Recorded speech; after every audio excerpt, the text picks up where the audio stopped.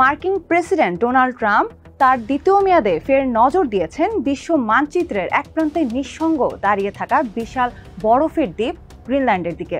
জনবিরল রুক্ষ অথচ ভৌগোলিক দিক থেকে অপার সম্ভাবনাময় এই ভূখণ্ড হঠাৎ করেই পরিণত হয়েছে ওয়াশিংটনের উচ্চ পর্যায়ের কৌশলগত হিসাবের কেন্দ্রে। ট্রাম্পের নেতৃত্বে এই দ্বীপ নিয়ে আবারও উচ্চারিত হচ্ছে এক প্রশ্ন, গ্রিনল্যান্ড কি শুধু বরফে মোড়া এক দ্বীপ, নাকি এটি হলো পরবর্তী ভূ রাজনৈতিক সংঘর্ষের মঞ্চ? গত 4 মে এনসিবিতে সম্প্রচারিত এক সাক্ষাৎকারে প্রেসিডেন্ট ট্রাম্প বলেন, গ্রিনল্যান্ড আমাদের খুবই প্রয়োজন। এখানে খুব অল্প সংখ্যক মানুষ আছে যাদের আমরা সুরক্ষা দেব এবং লালন করব, কিন্তু আন্তর্জাতিক নিরাপত্তার জন্য এটি গুরুত্বপূর্ণ।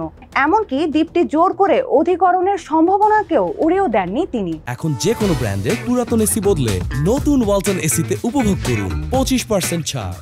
ট্রাম্প দাবি করেন, গ্রিনল্যান্ড উপকূলে রাশিয়া এবং চীনের নৌবহর, বিমান বাহিনীর রণতরী ও বন্দুকবাহী জাহাজ ঘোরাঘুরি করছে। আমাদের অবশ্যই এটি সুরক্ষিত করতে হবে। মার্কিন vice president JD veins March মাসে গ্রিনল্যান্ডে অবস্থিত পিটোফিক স্পেস বেস পরিদর্শনকালে বলেন, এই ঘাঁটি রাশিয়া ও চীনের আক্রমণাত্মক অনুপ্রবেশ থেকে সুরক্ষিত নয়।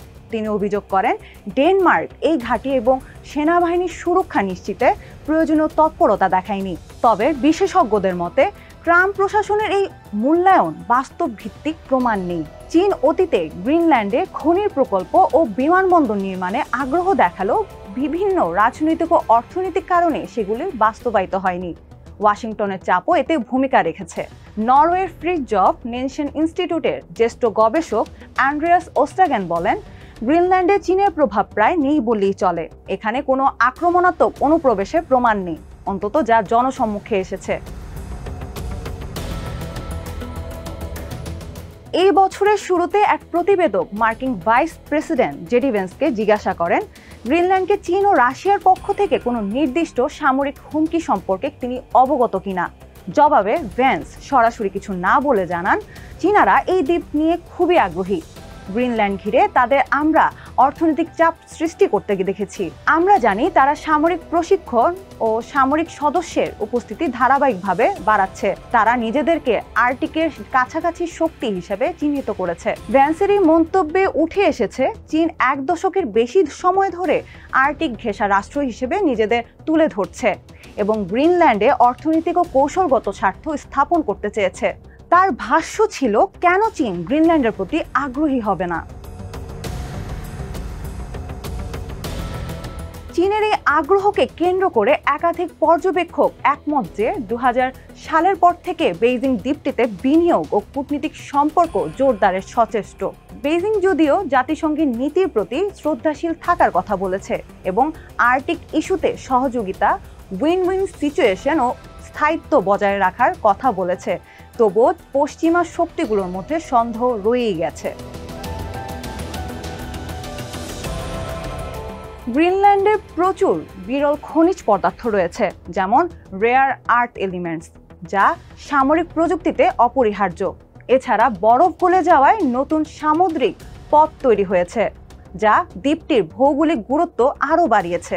সিঙ্গাপুরের গবেষক কলিন কোহ বলেন, চীনের কোনো নৌবাহিনী এখনও গ্রিনল্যান্ডের সংলগ্ন জলে সক্রিয় নয়, তবে দ্বীপটির কৌশলগত গুরুত্ব নিয়ে চীনা মহলে আলোচনা চলছে।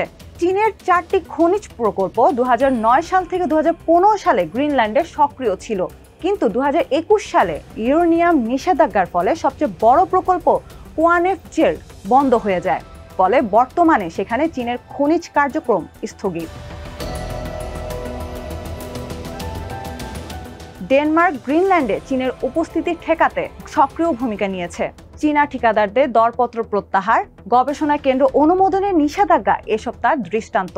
নরওয়ে আর্কটিক বিশ্ববিদ্যালয়ের অধ্যাপক মার্ক ল্যান্টিং বলেন, ডেনমার্ক নিশ্চিত করতে চায় চীনের হাতে অর্থনৈতিক সার্বভৌমত্ব না যাক। 1951 সালের চুক্তির অধীনে যুক্তরাষ্ট্র এখনও গ্রিনল্যান্ডের সামরিক ঘাঁটি পরিচালনার অধিকার রাখে, যা আজও মার্কিন কৌশলের কেন্দ্র। বিশেষজ্ঞদের মতে আর্কটিক অঞ্চলে রাশিয়ার সামরিক উপস্থিতি বাড়লেও গ্রিনল্যান্ডে তাদের তেমন তৎপরতা দেখা যাচ্ছে না। চীনও আলাস্কা উপকূলে উপস্থিতি বাড়ালেও গ্রিনল্যান্ডে তাদের সামরিক উপস্থিতি নেই। নেদারল্যান্ডসের গবেষক টাইস ডেমস বলেন, যদি ভ্যান্সের মন্তব্য মার্কিন প্রভাব বিস্তারের ইঙ্গিত দেয় তাহলে সেটি গ্রিনল্যান্ডের স্বায়ত্তশাসনের জন্য হুমকি। গ্রিনল্যান্ডের প্রধানমন্ত্রী জেন্স ফ্রেডেরিক লিনসেন বলেন, আমেরিকা গ্রিনল্যান্ড পাবে না। ভ্যান্সের সফরের পরে পেন্টাগন পিটোফিক স্পেস বেসের কমান্ডার কর্নেল সুজানা মেয়ার্সকে বরখাস্ত করে, যিনি কর্মীদের ভ্যান্সের সফর থেকে দূরে থাকার বার্তা দিয়েছিলেন। পেন্টাগনের বিবৃতিতে বলা হয়, রাষ্ট্রপতির এজেন্ডা ব্যাহত করতে চাওয়া কোনো কর্মকাণ্ড সহ্য করা হবে না। এই ঘটনায় আরও জোরালো হয়েছে যে যুক্তরাষ্ট্র গ্রিনল্যান্ডে প্রভাব বিস্তারে সক্রিয়।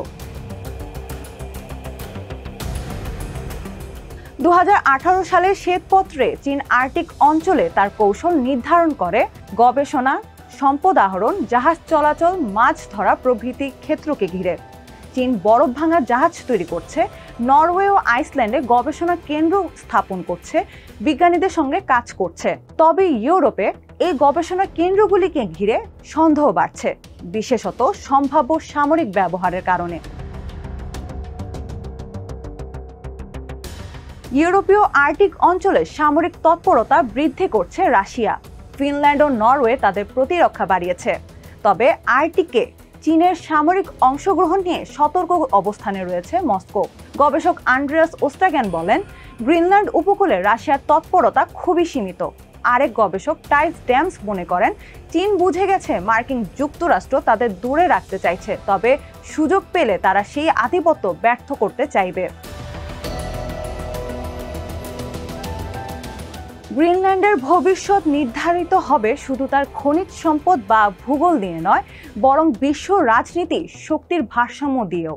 চীন, রাশিয়া ও যুক্তরাষ্ট্র তিন পরাশক্তির কৌশলগত সংঘাত আলোচনার কেন্দ্রে রেখেছে বরফ মোড়া এই দ্বীপকে।